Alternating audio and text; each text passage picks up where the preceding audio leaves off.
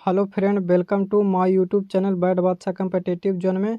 तो फ्रेंड, हम लोग इस वीडियो में सीखने वाले हैं त्रिभुजों का क्षेत्रफल कैसे ज्ञात किया जाता है इसके बारे में।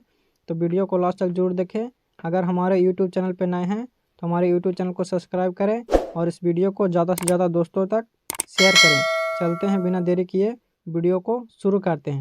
फ्रेंड, इस वीडियो में हम लोग ये जो दो त्रिभुज दिया हुआ है इसका क्षेत्रफल हम लोग निकालने वाले हैं। तो वीडियो में लास्ट तक जरूर बने रहें। फ्रेंड, ये त्रिभुज है, इसमें आप लोगों को क्या निकालना है? त्रिभुज का क्षेत्रफल है दो त्रिभुजों से। तो सबसे पहले हम लोग समझ लेते हैं कि त्रिभुजों के क्षेत्रफल का फार्मूला होता है वो क्या होता है, उसको हम लोग सबसे पहले समझ लेते हैं। तो देखिए, इसको समझने के लिए हम लोग इसको समझते हैं।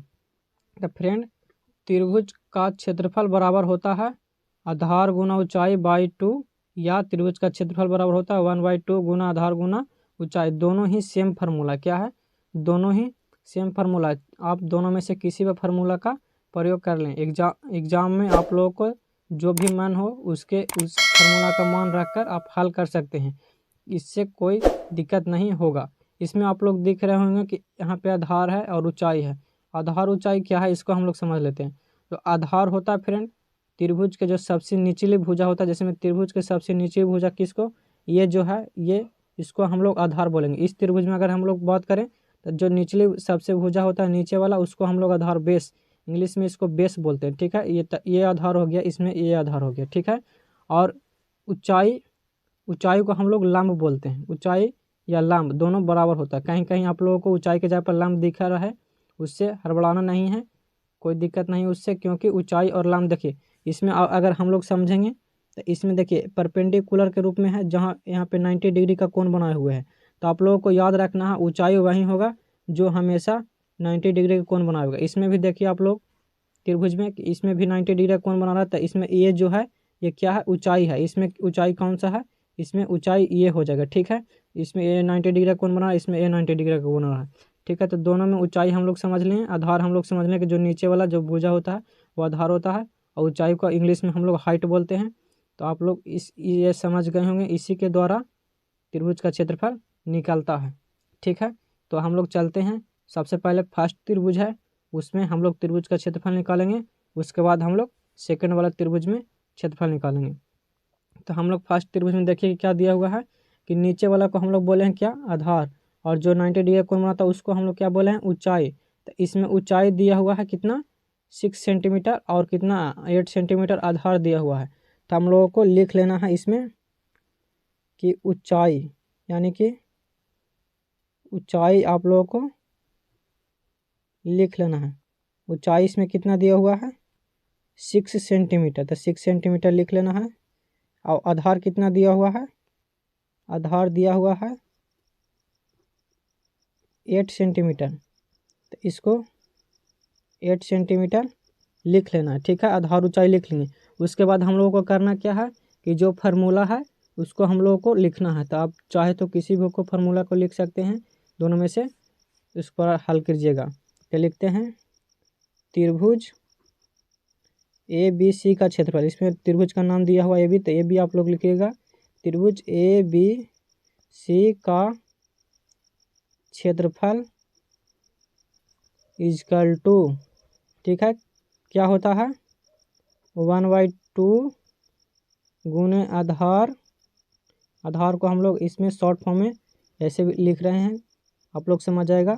ऊंचाई को हम लोग शॉर्ट फॉर्म में इस प्रकार से लिख रहे हैं, आधार गुना ऊंचाई हो गया। क्या हो गया फार्मूला? 1/2 आधार गुना ऊंचाई। इसको हम लोग लिख लें। उसके बाद हम लोग क्या करेंगे?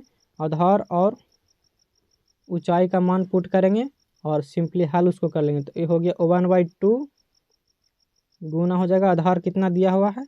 8 है, तो 8 यहाँ पे लिख देंगे।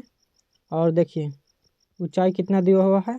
6, तो 6 लिख लेंगे और इसको सिंपली हल कर लेंगे। तो देखिए 2 से ये कट जाएगा, 2 चौका 8, और 4 और 6 क्या हो जाएगा? मल्टीप्लाई हो जाएगा। तो 4 और 6 कितना? 4 और 6 कितना हो जाएगा?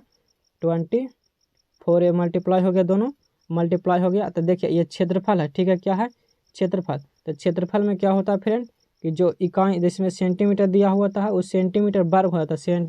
सेंटीमीटर क्या हो जाता है?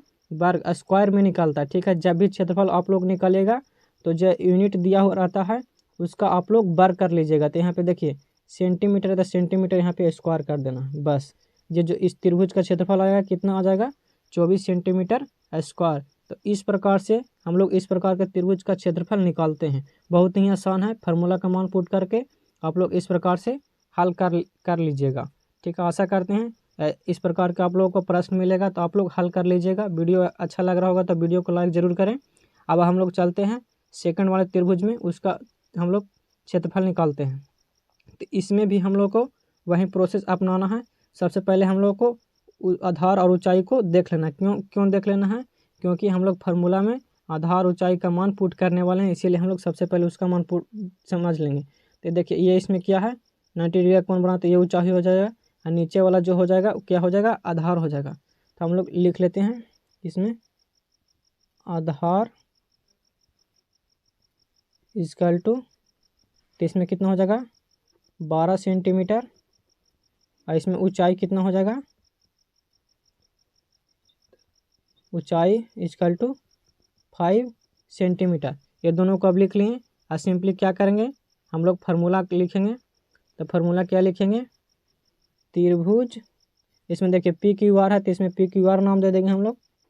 पी क्यू आर का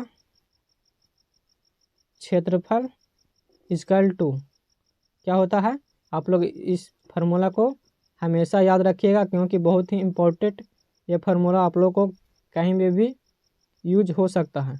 तो हो जाएगा 1/2 आधार गुना ऊंचाई, ये हो गया। अब यहाँ पे सिंपली हम लोग मान पुट कर लेंगे, इसको हल कर लेंगे। तो 1/2 हो गया, ठीक है। आधार कितना हो गया, आधार 12 है तो 12 यहाँ पे रख दिए और ऊंचाई कितना है 5 है। बस इतना ही कर लेना है और सिंपली इसको हल कर लेना है। ठीक है, तो देखिए 2 से फिर ये कट जाएगा, कितना मरतबे 6 मरतबे कट जाएगा और 6 और 5 मल्टीप्लाई हो जाएगा तो कितना हो जाएगा 30। और वही नियम अपनाना है कि जो यूनिट दिया हुआ रहता है क्षेत्रफल में वो वर्ग हो जाता है। तो सेंटीमीटर है तो यहाँ पे क्या हो जाएगा सेंटीमीटर स्क्वायर हो जाएगा। तो इस त्रिभुज का जो क्षेत्रफल आया कितना आया 30 सेंटीमीटर स्क्वायर। तो फ्रेंड आप लोग इस प्रकार के त्रिभुज जो दिया रहेगा इसका क्षेत्रफल आप लोग इसी तरह से आसानी से निकाल सकते हैं। तो आशा करते हैं कि आप लोग इस प्रकार के प्रश्न जहाँ कहीं पे भी मिलेगा तो आप लोग हल कर लीजिएगा। वीडियो कैसा लगा कमेंट बॉक्स में ज़रूर बताएं। चैनल पे नए होंगे तो चैनल को सब्सक्राइब करिएगा। हम इसी प्रकार से वीडियो आपके लिए लाते रहते हैं। मिलते हैं नेक्स्ट वीडियो में, जब तक के लिए जय हिंद दोस्तों, वंदे मातरम।